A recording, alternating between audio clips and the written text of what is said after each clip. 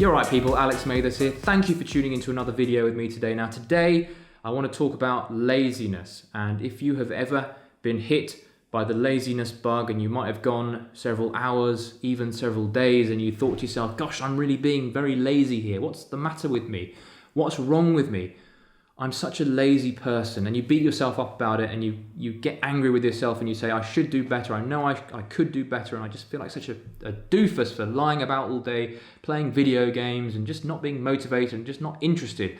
Well, I want to attack that idea that if we have been lazy for a period of time, it's because we are lazy, our characters are lazy.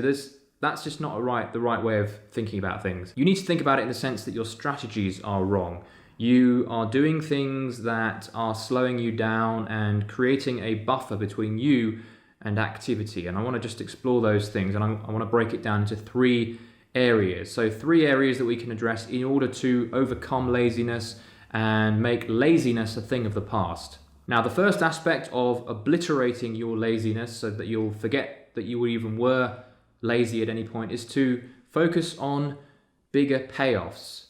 Usually when we get lazy, it's because the things that we're moving towards in life, the things that create direction for us in life, are just not colourful. They're not interesting enough. They're not juicy enough. They're not big money enough. We need to, if you want to kind of get your teeth into something, it's got to be something that's going to give you a payoff, or at least a big enough perceived future payoff. So for example, if you've lost the motivation to find work and you're just sitting at home and you just can't be bothered to find new employers or new clients to work with, it's probably because you just don't care about what's going to happen if you do or if you don't. It's because the payoff isn't big enough. You're not interested enough in what could happen down the line if you really put the work in that makes the work worth it. You need to have a payoff big enough to make the work put into finding work worth it.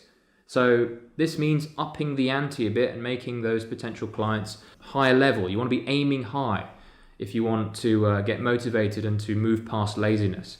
You need to be aiming for projects that pay better, that are more interesting to you, that are in more line with your values, that are exciting. Think about how you can bring more of that into your life and aim higher with your goals.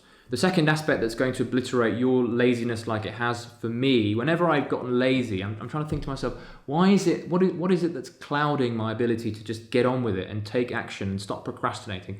It's usually because I don't have the clarity on what I need to do. If I'm being lazy, it's not because I'm lazy per se so much, it's because I don't have an understanding of what I need to do. This is usually the big turning point in moving your life from lazy or unmotivated to getting stuff done, is creating clarity through knowledge. So if you have a project in mind, like a book that you want to write, but you just can't get round to it, you need to be more clear about what's going to happen. So that means gaining more knowledge behind the book itself and creating more of an insight into what you're going to be writing. So that means a bit more research, and then breaking things down into simple pieces that you can then put together and to create the book. So it's about creating clarity, bringing knowledge in. If you're lazy, it's usually because you lack clarity and you lack knowledge. Now, you need to understand what you're doing, okay? If you don't understand what you're doing, you're going to come up with excuses, and usually laziness fills that void. Third aspect to obliterating your laziness is to be biased to action. And this is a tricky one for many of us because we all want to feel totally ready before we do anything. We want to be Mr. Perfect before we take action on stuff. We want to make sure we know what we're doing. We've got total clarity, like I mentioned in the previous one, but this is a different sort of clarity. This is about wanting everything to be certain, wanting the path to be completely laid out for us, except that it never will be like that because life is uncertain. So we need to start bringing on a bit of what feels dangerous, and that's stepping into the unknown. That is taking action, that is moving your body and taking those first steps into the dark before we even feel ready with stuff. And if you can master this as an aspect of getting stuff done in your life and moving past laziness, you are going to move miles above most people who want to make sure everything's perfect. They plan everything out. They have these business plans that they write, and they spend lots and lots of time making sure everything is perfect and perfectly laid out and you understand everything. No, you got to just take action after a certain point.